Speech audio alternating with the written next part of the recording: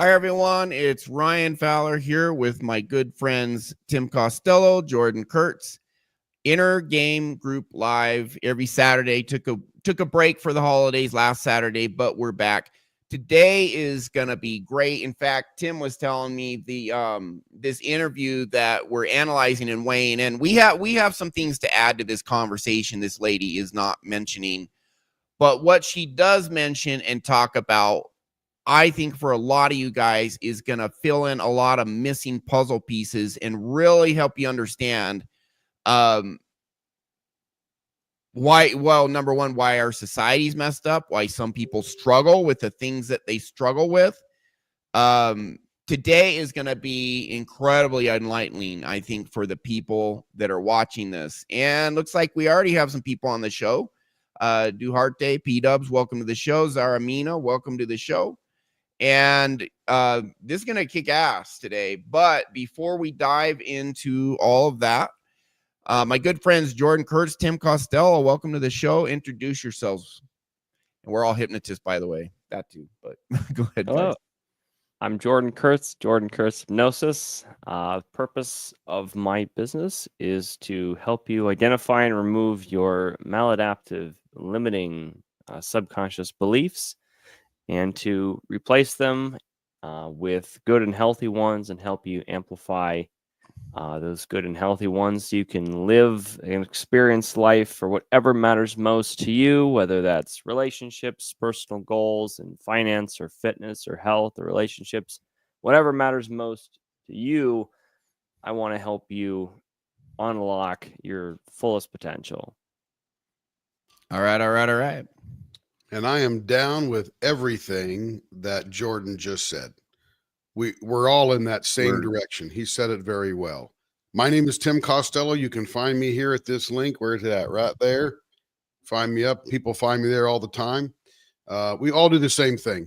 We're here to help you be who you really desire and should be. That's the key right there. I'm going to limit a lot of my talking today because I'm getting over a really bad cold on New Year's Day. So I'll pitch in once in a while. Thank you. All right, Tim. So, yeah, this is going to be really interesting today because we're going over something few people understand, which is the pain-pleasure balance and how dopamine ties into that. What is dopamine? What does it do? This lady who's doing an interview with Diary of a CEO, Steve Bartlett, Dr. Anna Lembke, she doesn't address other factors that we're going to introduce, which is, number one's toxic shame. But there's some other stuff we're going to introduce as well to help complete this picture. This is really going to shed light on really kind of how modern society, which is much different from the environment our brain is optimized for, which is hunter-gatherer tribes, there's a big mismatch. And so modern society, which is in many ways great, awesome, amazing, I'm very grateful that we could broadcast this over the internet worldwide. I mean, when I do hypnosis sessions, I have people in Europe, Australia, Asia, Russia, US, Latin America, all over the world. And so technology is amazing, the stuff it can do, but man, it is causing problems in society almost over the entire world. Not everywhere, but almost everywhere, the birth rate is below replacement level. Our population is actually, the world population is like this, and it's actually going to start declining before too long because the birth rate replacement level, 2.1, that maintains a population. We're at like 1.7 in the US. In South Korea, they're at 0.7. That's India. India's below 2. China's below 2. Nation, and yep. It used to be your average woman would have five children. That was like normal, or 6. That was normal. So now we're literally heading in the next 30, 50, 100 years, population collapse. And that's because our brains are not evolved for modern times. There's mismatch, and there's addiction everywhere. And there's all sorts of struggles. There's a divorce rate that is just, gone up leaps and bounds. There's a gender war in the United States. There's, dating and relationship issues, but, mental health. The CDC statistic is 57% of teen girls are depressed. 50, that's the majority. It's gone up for guys too, but it's really high for 12, 16-year-old women, young ladies. So girls. So there's some big problems. There's some big mismatches right now between how our brain is designed to operate in this, these hunter-gatherer tribes and modern society. And honestly, it's an overload of dopamine and distractions and, constant, instead of our brain having more time to rest like it used to, just constant stimulation. And so we're going to dive into that today and look at addiction, a bunch of other stuff. And I think this will be very illuminating for everyone. And welcome everyone to the show. Denise is on as well. Money Mitch, Zeromina, and Duharte, as I mentioned. So let's go ahead and dive into this clip. Do you guys have anything to add before we dive in? Or do you just want to just dive straight into the clip? And I do have one thing here, and we mentioned it in the pre-show before we got going. Ryan mentions the replacement birth rate, and there are many giant economies who are shrinking that birth rate below 2. 2.1 we're just able to maintain with the death rate, right? But once you get it 2 or below, we're no longer now replacing our own population.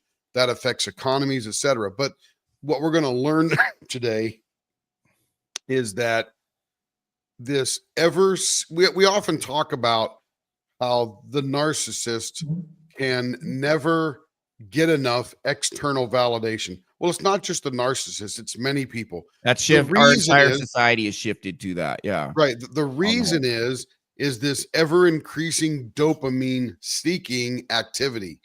There's going to be a point where you just can't get enough ever. So this is super important. And we mentioned in the show, and Ryan will bring this up later scientifically, but there are things decreased in your body because of the dopamine heights that now cause you to not emotionally connect. If you can't emotionally connect to people, you're not going to find people to populate with and increase the population. So it literally is a downward spiral as we're seeking this more and more dopamine heights. Yeah, so what this lady says is going to be very instructive, but we're going to complete the picture. Unfortunately, there's some things she doesn't mention that we will, and the serotonin dopamine balance. So we're going to talk about that. It's going to be great. Anything, Jordan, or should we just go? I say just go ahead and launch it unless you got some. I'm ready. All right, rock and roll. So here's Diary of a CEO. It's a great podcast. Steve Bartlett with Dr. Anna Lembke interview, and we'll watch it for a few minutes first because they're going to set the stage for how the brain works with the pain-pleasure balance. This is really great. So go ahead. Some rum. I have some whiskey. I have some. Is that too soft? I feel like I can't hear it. Turn it up. Need a little volume.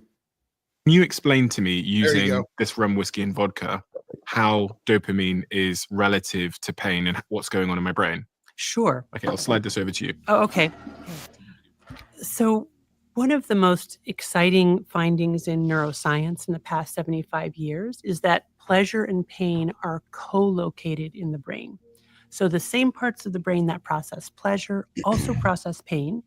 And in a very simple reductionist kind of way, they work like opposite sides of a balance. So imagine that deep in your brain's reward pathway, which is another exciting discovery, right? That there's this dedicated reward pathway of the brain that consists, broadly speaking, of the prefrontal cortex, which is this large gray matter area right behind our foreheads that's so important for future planning, for delayed gratification, for appreciating future consequences. You might think of it as like the brakes on the car, if we're going to analogize to an engine. And then deep, in the brain, we've got what we call the limbic areas, or the emotion brain. And there you have the nucleus accumbens and the ventral tegmental area that are rich in dopamine releasing neurons, right? And they act like the accelerator on the car. So when you've got a healthy functioning brain, you've got enough accelerator, but not too much, right? So enough dopamine being released, but not too much. And you've got a healthy prefrontal cortex putting the brakes on that dopamine release. When people become addicted, there's either a problem with the brakes, the prefrontal cortex, or the accelerator, the nucleus accumbens and ventral tegmental area, or both, right? What we're finding is that there's actually a disconnect. So there are large neuronal circuits and pathways between those deep limbic structures and the prefrontal cortex that literally get severed or disconnected when people become addicted. As we think about pleasure and pain being co-located in the same parts of the brain, working like opposite sides of the balance, in order to understand what happens in the addicted brain is to appreciate that there are fundamental rules governing this balance. And one of the most important rules is that the balance wants to remain level. It does not want to be tilted very long to the side of either pleasure or pain. And in fact, what our brain does is first tilt an equal and opposite amount to whatever the initial stimulus is. So I'm going to try to illustrate that here. So let's say our initial stimulus is alcohol. Mm-hmm. Now, alcohol works through its own chemical pathway. It works on our endogenous opioid system, the opioids that we make. We have receptors for opioids in our brains. It works on our endogenous GABA system, which is our calming neurotransmitter. And at the end of the day, it releases dopamine in the reward pathway. So any potentially addictive substance will release dopamine in the reward pathway. The more that's released and the faster that's released in a given individual, the more likely that substance is to be addictive. Now, another important concept here is what we call drug of choice, which is to say what releases a lot of dopamine in your brain may not release a lot of dopamine in my brain and vice versa, right? Which is this idea that people have predilections to different kinds of drugs. And by the way, people can get addicted to behaviors too. I should emphasize that. When you say drug of choice, you mean the brain has a particular sensitivity to that drug in terms of dopamine? Yes. Okay. The more dopamine that's released, the faster that it's released, the more likely that drug is to be addictive for a given individual. So you're holding some whiskey there. I'm holding some whiskey. There could be a brain that is very sensitive to whiskey, and there could be a different brain that you could pour all the whiskey in you like, and the dopamine response is sort of limited.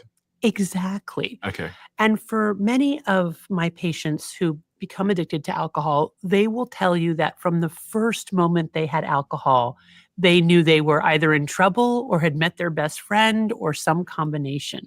It was a very potent experience. Let's hang on for there them. for just a second. All right, so let's. Yeah, I was going to pause it too. You go ahead first. So Ryan, I've often thought that when you become addicted to something, and I don't know the full answer, so I'm going to sort of flesh this out a little bit. Mm-hmm. It's not so much, there may be some biological stuff there that the Stephen was alluding to, but I think generally it is the thing that your body first experiences to try to equilibrium that pain that's inside. And I'll use this as an example. Matthew Perry, in his book, talks about all the tragedy that he lived through for many years.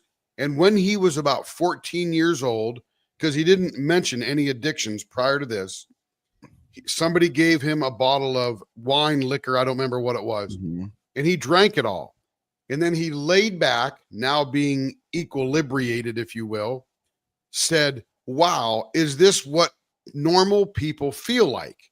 So, and Ryan, you may know the answer to this, but I don't know. Is there a part of the subconscious that says, this is the first thing I have found that calms my trauma, therefore this is the thing I'm going to be addicted to? Now, it could also be food, right? If you consume a lot of food, because there's a lot of, those 600-pound TV shows, those people are seeking dopamine. That food is a continual dopamine.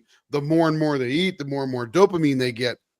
They're not usually alcoholics or drug addicts. They're just food addicts. So, well, and it's got to tie into our belief systems. Sure. So what is it that makes, and this is why I don't argue with Anna Lembke, but I'm wondering, is it biological or is it the subconscious finding that thing that now fills that equilibrium? Well, it's absolutely a combination of subconscious beliefs with physiology.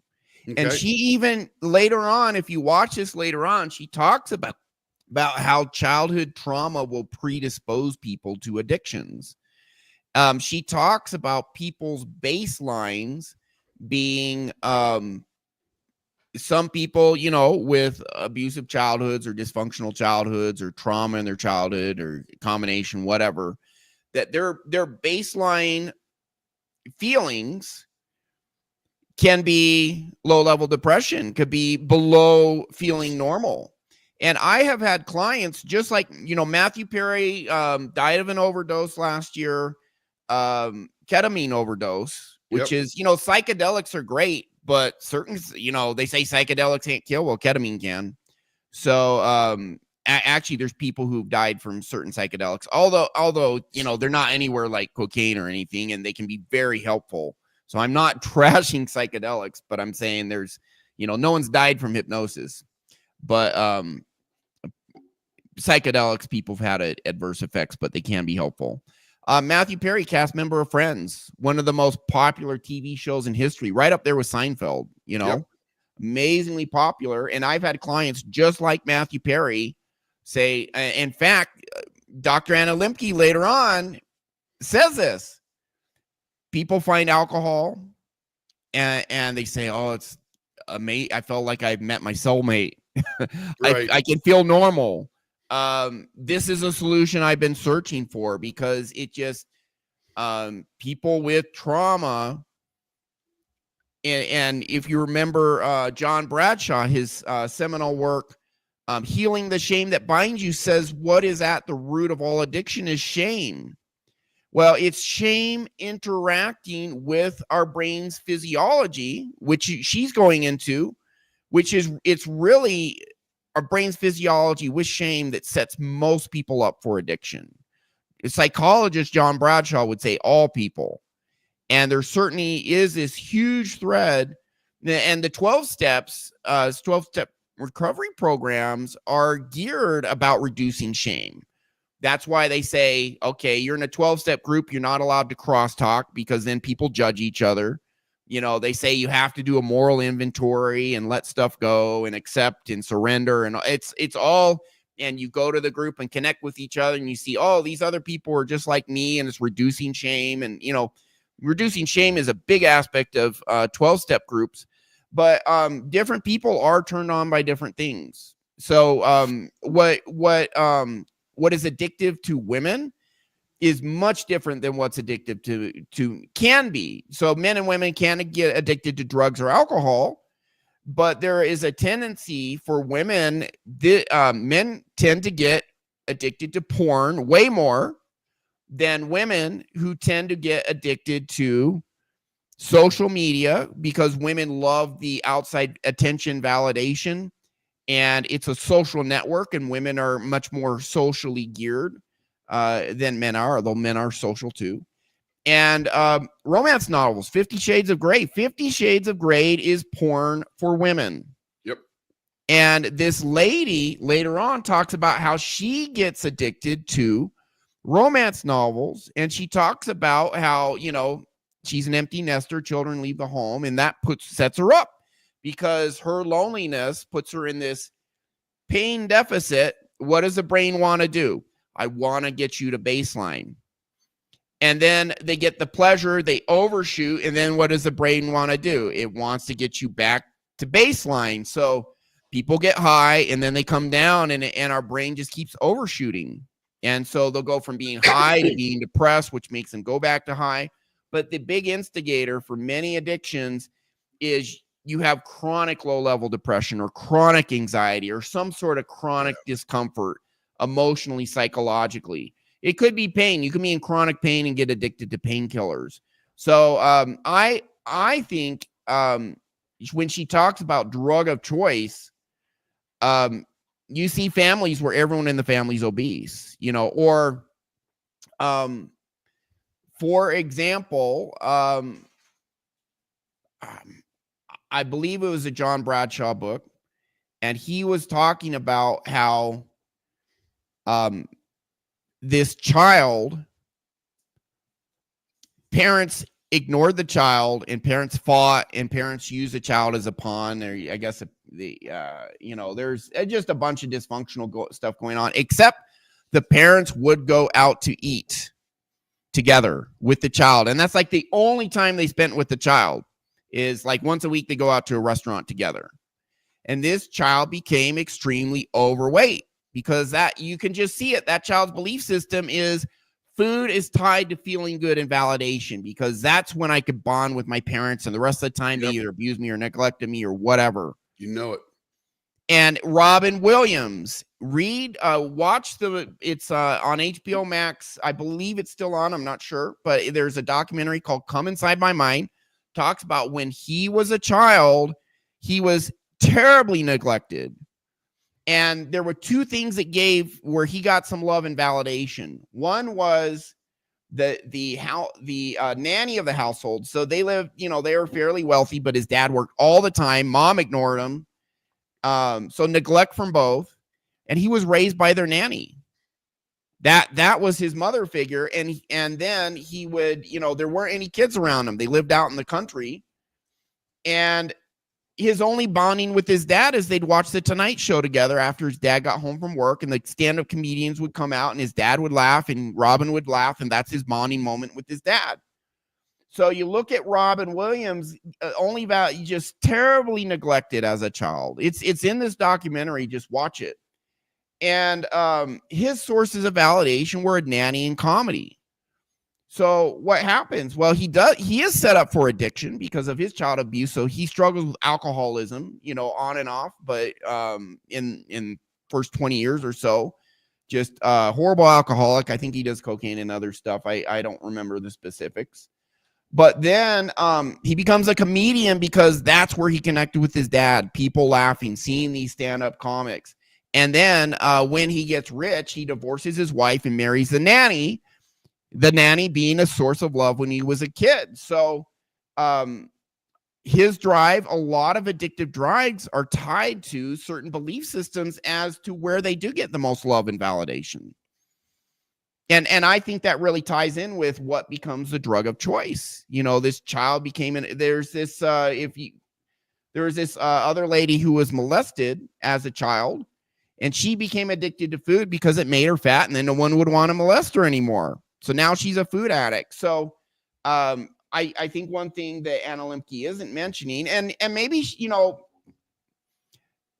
maybe she just doesn't have time. She's likely aware of this. She's a smart lady. She's a Stanford psychiatry professor. And maybe they just didn't have time to cover it in this interview. Right. But our belief systems absolutely tie in to the pain pleasure balance. What is our belief systems tell us is going to give us pain or give us pleasure? What in our core subconscious is giving us pain? And the most painful emotion of all is toxic shame. And if you have it in you, you may not feel it all the time, but it is there all the time. And it really is a chronic thing, whether you're aware of it or not. So there is some link. I firmly believe there is. What do you think? What do you guys think? I do think, I firmly believe there's a link because there's evidence of it everywhere, and psychologists have written about it. Yeah, and to add on to Ryan's point, the point is that it's not just alcohol. It can be almost any substance or even any activities. If you think of like eating disorders, not just getting obese, but also staying super thin. I want to, I don't want anorexia, bulimia, anything that makes you feel better. Right. And that's the key. And that can be excessive working out. It could be any of the substances we talk about. It could be food. It could be sex. It could be anything. Video games. Yeah. Anything. Yeah. Porn. Yep. Anything that puts you in a pain deficit chronically. And the addiction itself gives you pleasure, but then afterwards puts you in a pain deficit. Right. So it's a combination of those two things.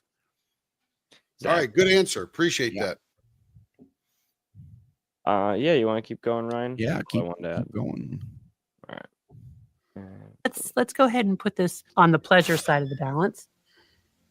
Dopamine's being released, but no sooner has that happened than my brain will work very hard to restore a level balance. And by the way, a level balance is what neuroscientists call homeostasis. Okay. And one of the overarching physiologic drives for all living organisms is to return to homeostasis.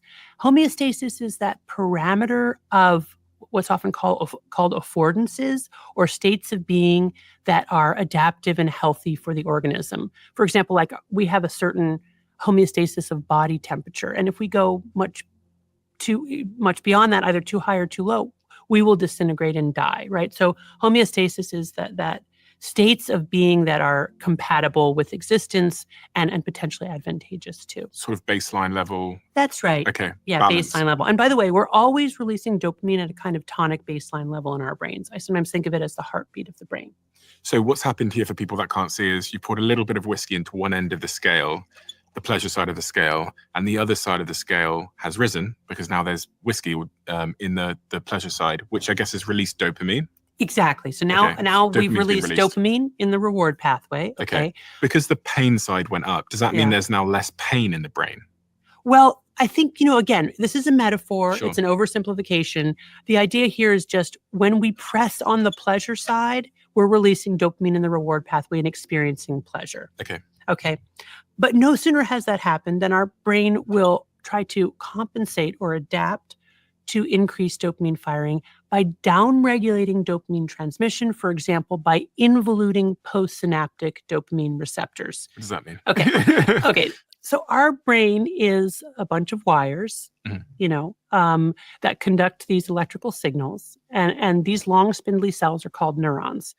And the thing about neurons is that they don't actually touch end to end. There's a little gap or space between them. And that gap is called the synapse. Mm-hmm. And that gap or synapse is bridged by what we call neurotransmitters. And dopamine is one of those neurotransmitters. Okay. Mm-hmm. And when the presynaptic neuron pulses and releases dopamine, it crosses the synapse and binds to a receptor on the postsynaptic neuron, which either continues or aborts that electrical signal. Does that make sense? Yes. Okay. So one of the ways that our brain can decrease the effects of dopamine, decrease dopamine transmission, is by involuting or taking inside the neuron the postsynaptic receptor. That way, when dopamine is released, it has nowhere to bind. Oh, okay. So it's like removing the docking station. Exactly. Okay. Very good. It's removing the docking station. So essentially, getting back to our scale, we've ingested alcohol, we've increased dopamine firing in the reward pathway. But remember, our pleasure-pain balance wants to return to a level position, level with the ground, homeostasis. So it's going to decrease dopamine transmission by, for example, involuting those postsynaptic dopamine receptors. But one thing about the brain in its process of trying to get back to homeostasis, and again, I like to think of this neuroadaptation process as these gremlins hopping on the pain side of the balance to bring it level again. You don't have gremlins here. You have these little rocks. Mm-hmm. But let's go ahead and put a rock on the pain side of the balance. And these rocks are friends, right? Their job is to level the balance. Because remember, we got to go back to homeostasis. So I'm going to put a rock on. And you're going to see, oh my gosh, it overshot, right? I've got it pressed down on the pain side of the balance. But that's exactly what happens in our brains. In this process of neuroadaptation, those gremlins hopping on the pain side of the balance don't get off as soon as the balance is level. They stay on until we're tilted an equal and opposite amount. So is that what a Hang on there hangover for a is, second. or a come? So one of the things I thought when I was watching this is we often talk about, when we're done with one hypnosis session with a client, that they feel lighter, right? Yeah. It's a common theme, not 100%, but a Like very half common the time theme. at least. Absolutely. I feel lighter. Yep. I They feel also say they're lighter. tired, but yeah. And I always say, yes, we removed rocks from your backpack, right? I think what she's getting to here is those traumatic rocks, if you will, that are stored in our brain. There's our baseline, right? There's my pain that will never go away until it's Talk cleared. about that later. Right. So yeah, she'll bring People that can up. have permanent baselines below homeostasis, and their Correct. brain is constantly looking for ways to push it up, and they're vulnerable for addiction. So this is key because she mentions just because you got that big pleasure those gremlins don't get off that scale. They're Yeah. still there, right? So when you come down from your excuse me, if you come down from, I get all excited when I talk about this stuff, but when you come down from that increased pleasure to mask the pain's still there. It didn't go away. Well, and the So- addiction will take you below your baseline. Yes. So you can have a chronic baseline of, chronic anxiety, chronic low-level depression, or but below feeling okay. Yes. That's Matthew Perry, drank the alcohol. Now I feel normal. Well, that's because his baseline was below normal Absolutely. from childhood abuse, trauma, etc. But this will take you even below your baseline of I'm depressed. Make you more depressed, and then you need the addiction more to get It's above. the ever ratchet upward. But Yeah. the interesting thing is, in every normal day life of people, those gremlins, rocks, whatever you want to call them, they don't leave until we've cleared them and rewired that subconscious program, which is all they are. 100%. And I wish she be would gone. include that. Is Yep. to say people with trauma have some gremlins in the pain scale all the time. Yes. Yep. We'll And get those, so there's our brain chemistry that's trying to achieve homeostasis, and she explains why it overshoots. You're feeling too good, and then your brain's like, I need to get to homeostasis, so you come back down, but you'll actually go below baseline. She explains why that happens, but psychological trauma are permanent gremlins that are always, or rocks that are always in that pain scale. I agree. And so your brain just constantly needs to push you up. And though she says 50 to 60% of people are predisposed to addictive behavior. Right. Why? 60%. Because we're so traumatized now in our youth. Well, and then addictive substances are absolutely everywhere. Yeah. Yeah. It's pretty quick. In fact, I was just watching a Joe Rogan interview with Robert Epstein, and they're actually documenting basically Google search engine results. It's called ephemeral something or other, but they're actually documenting. They have this, I guess the servers and software that document what kind of results Google is giving when people put in certain search terms. Yep. And they are documenting that Google is actually it knows when a user accounts are minors, adolescents, and children, and Google is intentionally sending addictive content in a overwhelmingly biased manner to these children to get them addicted. So, I mean, that's our society. Let me tell you, it's not accidental. If you're a parent nowadays, your children cannot be on the internet for any reason, for any excuse. It doesn't matter until they're at least 16 years old. I'm telling you, if I had little ones now, they would not be on the internet. They would have zero exposure to anything on the internet. There's no benefit whatsoever till they're at least 16. If they need a phone, give them one of those flip top phones that zero internet access. You can send them text and call them. That's it. Right. Yes. Yeah. Go back a few years. So my point in stopping and bringing this up was that these gremlins that she's talking about, and she'll talk about later. And again, we're probably not going to get to it today because this is tremendously complex. And she even indicates it's a tremendous oversimplification that she's explaining, because it is tremendously complex.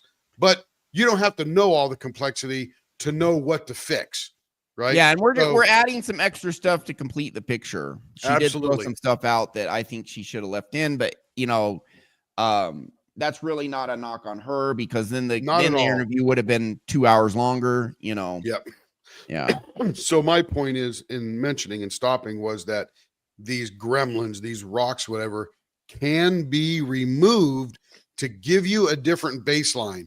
And when you see our clients post hypnosis, they have a whole different outlook on life. They have a whole different feeling. All of a sudden, the thing that was weighing them down is literally gone. And a lot of them. Yeah, I'm not going to claim that what we do cures addiction. Correct. But I think there's more steps than just reprogramming your subconscious to cure addiction. I think there's more you need to do. But I did a session for a cocaine addict, and I followed up 8 days later, and he's like, it's weird. I haven't done cocaine at all. I haven't felt the need.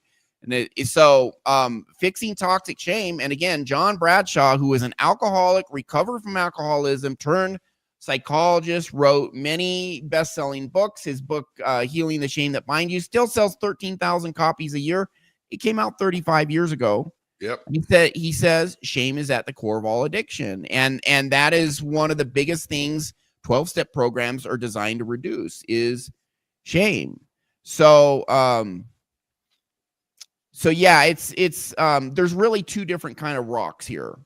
There's the subconscious trauma / toxic shame rocks, which are permanently there until you fix them doing what we do.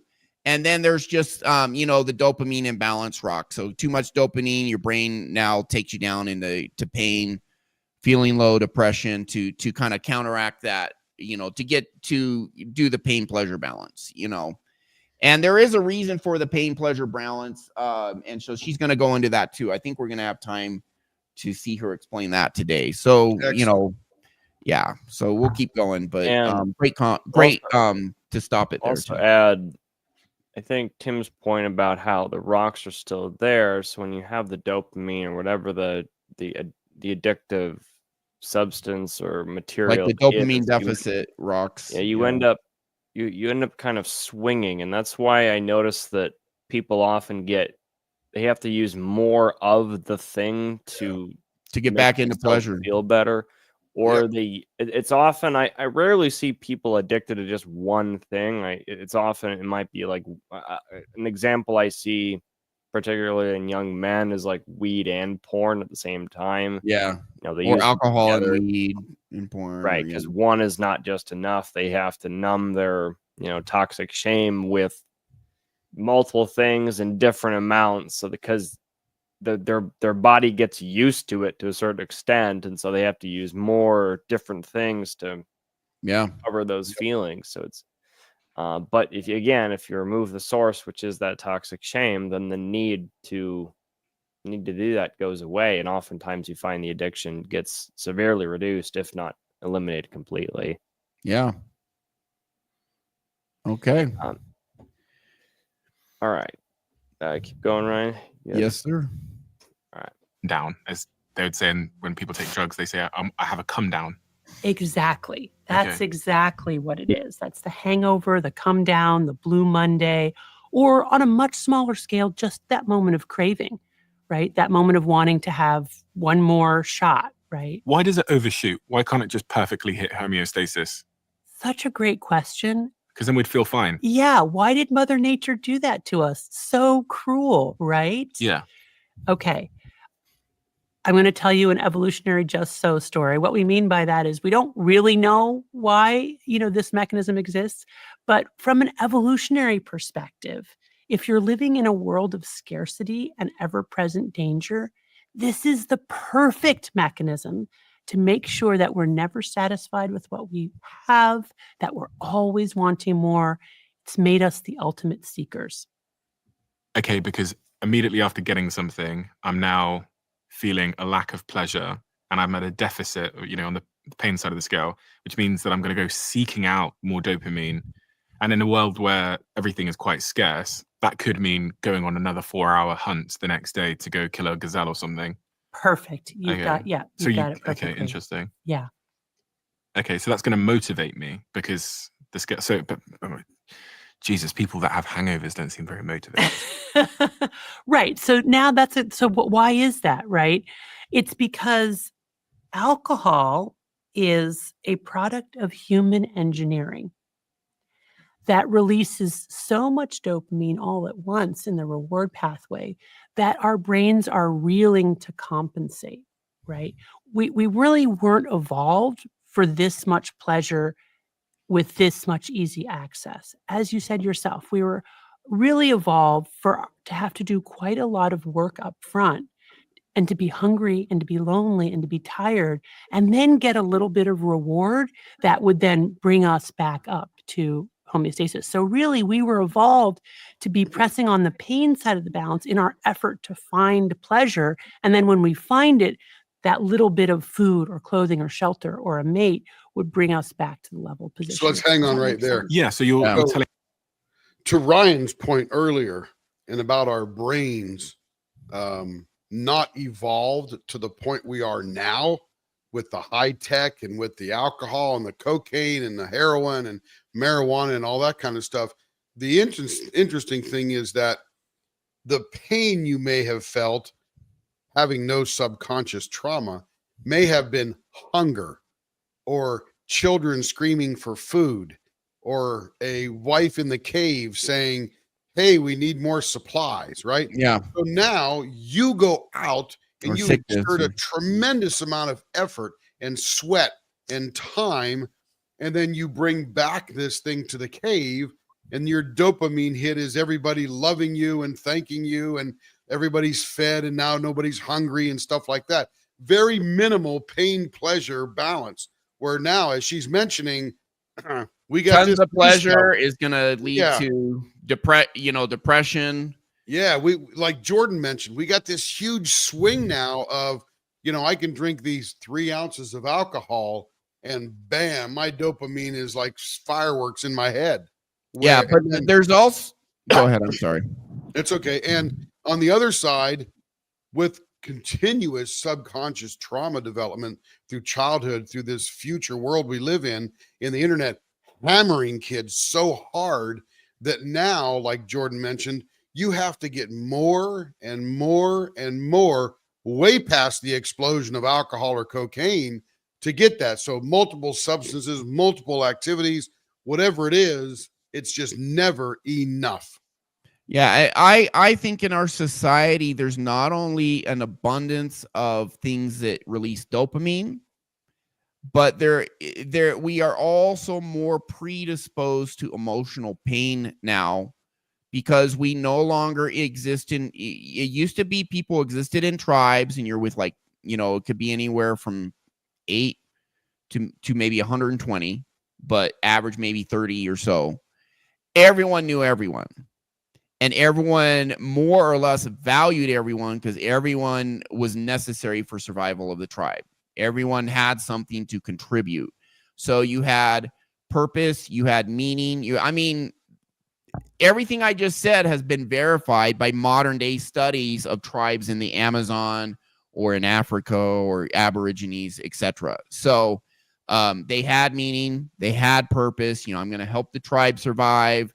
The women had their role. There wasn't any gender confusion. The women knew what they were supposed to do. The men knew what they were supposed to do. There wasn't any confusion. There wasn't any loneliness. There wasn't people isolated. There wasn't, and they didn't have like huge dopamine so easily available that can then lead to baseline deficits after you crash. So I wanted to share some things to show the current state of our society. And to show how big this problem is. So look at this. I got 2 things to show you. 57% of females in 2021 persistent sadness and hopelessness. Now it's again, that's COVID. It went down to 53%, but and males 28%. But through the roof for females. I think this is actually more teenage level age. But honestly, antidepressant use even among adults is just through the roof. It's like 1 in 5 or 1 in 6 women are on antidepressants. But also I want to show you this here. So that's a majority of people. That's a majority of people set up for addiction. They are in a persistent pain deficit. And they're going to be seeking something to bring them to baseline because they are persistently below that. And those are people set up for addiction. But look at this. The search is what percent of people are codependent? Now, codependency is a response to psychological childhood trauma. Not all people respond with codependency. Some become narcissists, some become addicts. But you can have narcissistic codependence. You can have an addict codependence. Codependency is the most common trauma response, psychological trauma, neglect or abuse or whatever. You could have a mostly good childhood, but still have some traumatic moments in your childhood. So these are people at least mildly codependent. There was another university study said moderate to severe codependence, 50%. It was 50% of the college students. They surveyed like 300 college students. 50% moderate to severe, 90% at least mild codependency. That is a mild pain deficit. That is a mild pain, chronic, a mild. So 90% of people have a mild chronic pain deficit. It gets more intense. Now you're in the 53% of women who are persistently hopeless. That's like moderate to severe codependency, or, again, it's not just that's just one thing, codependency. There's all sorts of, depression, manic depression, all, chronic general anxiety disorder, CPTSD, PTSD. There's all sorts of stuff out. That's just codependence, 90%. So our society sets people up for addiction, and because there is a conflict between modern society and what our brain was optimized for, which is these ancient hunter-gatherer tribes. That has been most of human existence. That is what our brain is optimized for. The mismatch, and again, that pain-pleasure balance, that was for ancient times, is not for now. Yep. So we just have to be and this is where we come in to clear subconscious trauma to get your baseline to a healthy level so you are not predisposed to addiction. It doesn't mean if you're an addict, that's the only thing you need to do. I'm not saying that at all. But it will get rid of the predisposition, and then with some, I think if you don't have toxic shame, you can still get addicted by addictive substances. But I think the addiction would be far less, and it'd be easier to escape, Anyways, that's my take. Yeah, just like a what's in it for you kind of question. So like when we talk about these evolutionary triggers, and so I've talked with some clients who kind of they feel like they're weak. They feel like they're not a good person because they have these addictions. They feel, and it's kind of a cycle, right? They have they feel shame, which pushes on that addiction button, which then they feel more shame for getting addicted to something, and just kind of goes in loops. And that shame is a belief system causing pain. Yeah. It's optional. It's an optional belief system. You can feel compassion towards yourself instead of shame if you rewire your subconscious. That's right. That will help you escape the addiction. And this is why I jumped on. I did, a while back. I did an episode where I was criticizing like Myron Gaines and some Rich Cooper and some other red pill guys who shame people, and I'm like, don't do it. Don't do it, because you're feeding into this whole system that screws people up. You're hurting people, not helping them. Yep. But same thing, don't criticize yourself. You don't ignore your flaws. You work on them, but don't shame yourself. It is setting you up for addiction. Yeah. Sorry, go ahead. I'm gonna read from something real quick. Does the client hang on? Don't shame yourself for being addicted. The name of John Bradshaw's book, Healing the Shame That Binds You. Shame puts us in the pain deficit, and then people need addictive substances to counteract that and go to pleasure. That's what the brain leads us to do. While Jordan's searching for that thing there, I have read Healing the Shame That Binds You. Great book. At least 5 times now. Oh wow, I've only read it like 3. Yeah, and I've read it twice without listening to audio, and now I'm listening to the audio while I'm reading it. And I'm still learning stuff. This was a very complex book. John Bradshaw is a rock star, man. Oh, the way he just didn't know what we know about how to rewire the subconscious. You put his stuff, and that's the thing. We are the missing link. You see all these people with all this knowledge, so wise, and not understanding you can instantly go in and rewire your brain. Yeah, one of the very smart ones talked about it. And Andrew Huberman, Stanford neuroscientist, one of his very first episodes, it's like his 6th episode ever on the Huberman podcast, How to Use Focus to Change Your Brain. He talks about superneuroplasticity. He says the research has been done. You can do this, and hardly anyone's using it. Right. but we Here use we it. are. Here we And are. here we are. And again, let's state it's not the only thing you need to do, but it is a tremendously important, Massively thing to do. important. Massively. It will upgrade every aspect of your life.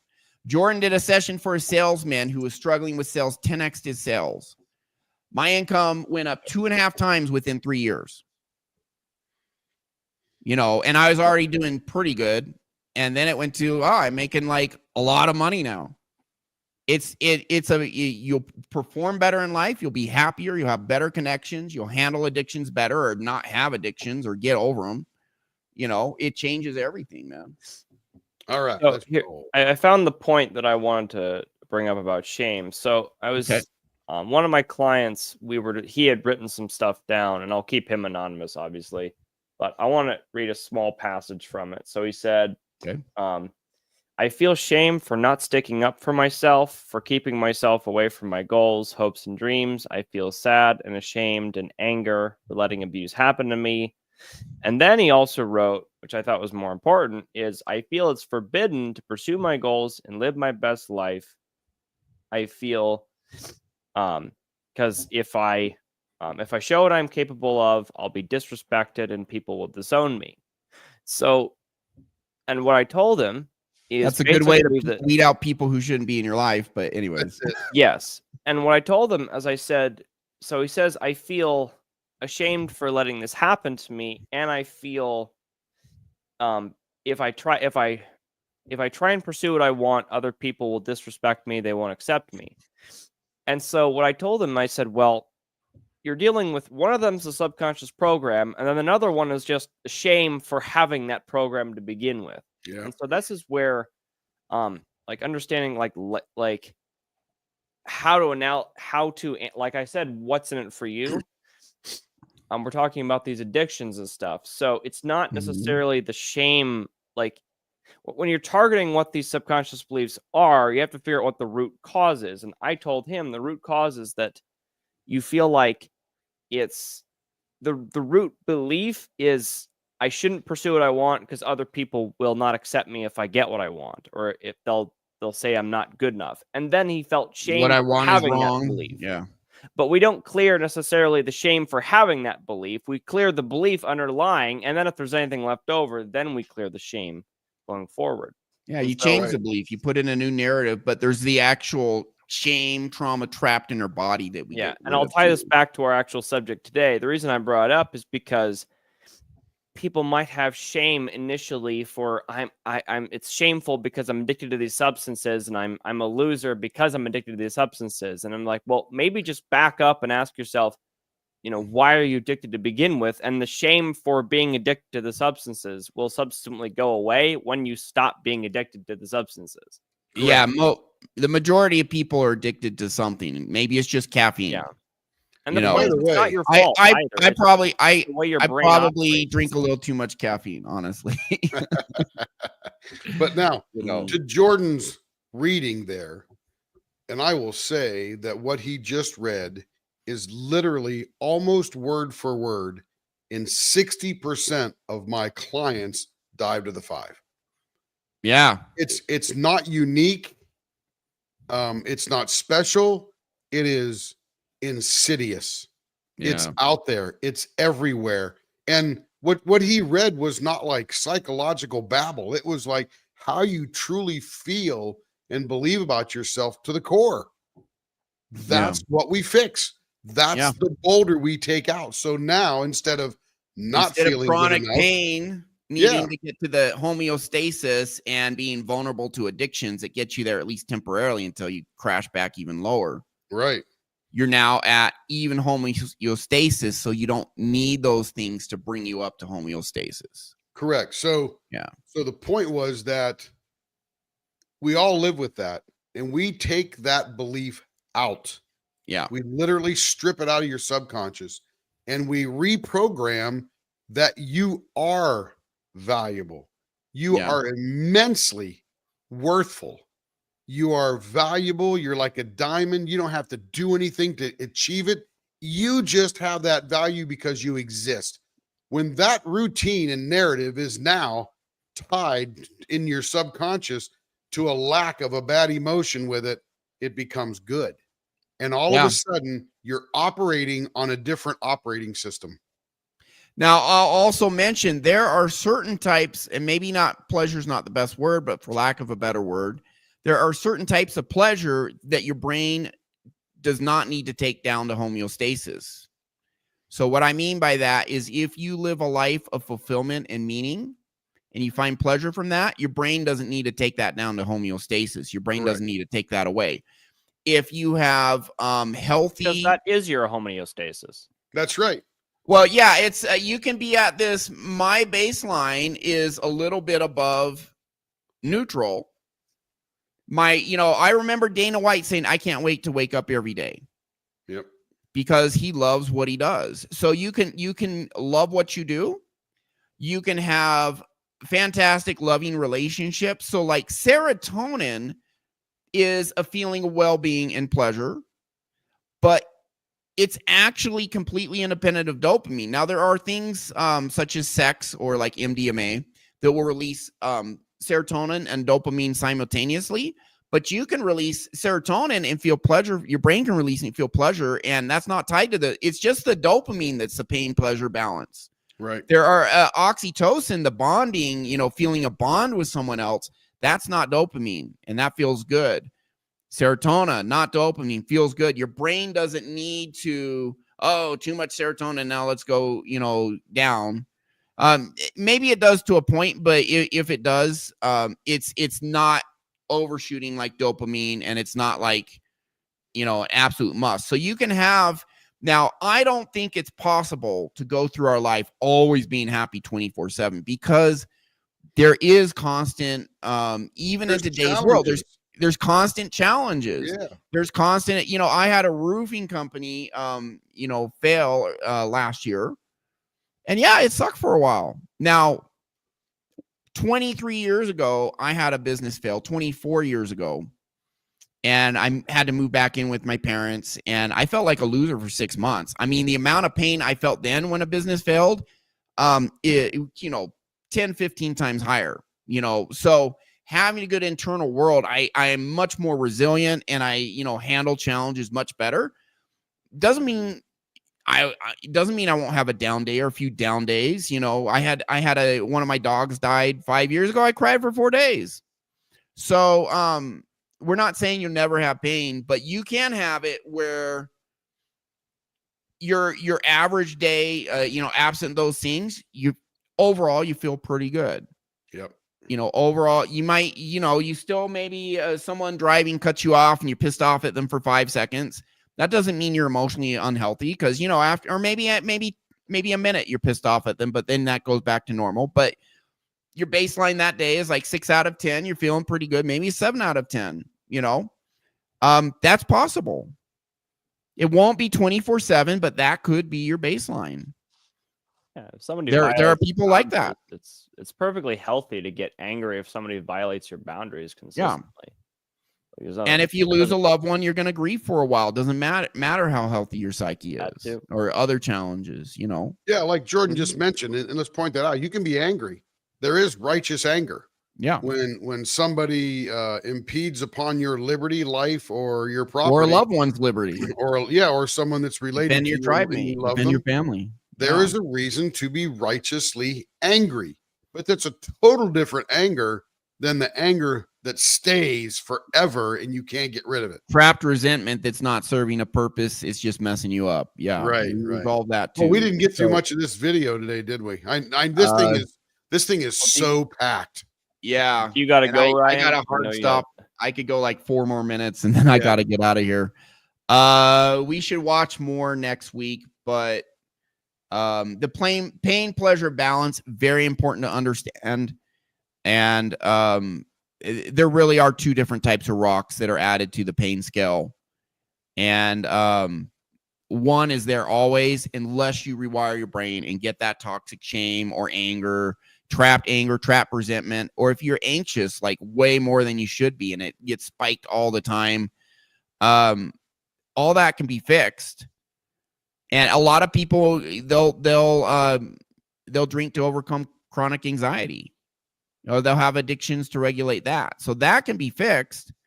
You still have to be aware that that pain pleasure balance is still there. There's still addictive stuff out there, but let's get those permanent rocks out of the pain scale to get you closer to homeostasis or even at a positive in a way that your brain doesn't need to come down from, because it's not dopamine giving you that pleasure. Let's get you there, man. Hey, I mean, we Mr. do it all the says time. hi. It's great. Mike, we welcome missed to the you. show. You're not early, you're late. Uh-huh. Yeah, sorry, Mike. We started an hour earlier because I have webinars, training webinars I'm conducting. So if you're interested, if you want to try and address the root causes of your potential addictions, go to our Ryan Fowler SOS school. Click on our classroom tab, the free resources we have. You can get started right now today. Thank you, Jordan. And we all do one-on-one sessions, and we all really help people with it. Jordan does it. I do it. Tim does it. And so we'd love to help you. Thank you, Zaramina. Thank you, Mike, everyone else for showing up. Denise, Duarte, Money Mitch. That's all I had. Anything to add? Happy New Year. Happy New Year, everyone. 25. Best year ever, hopefully. Again. I'm going to say best year ever, though. That's right. For me, it will be. You guys, I don't know. No guarantees for you guys. Up and up. Okay, so yeah, fix your core. Be mindful of this stuff. Live intentionally. And if you do, you're going to realize that you truly do have more power than you know. That's our show. Thank you.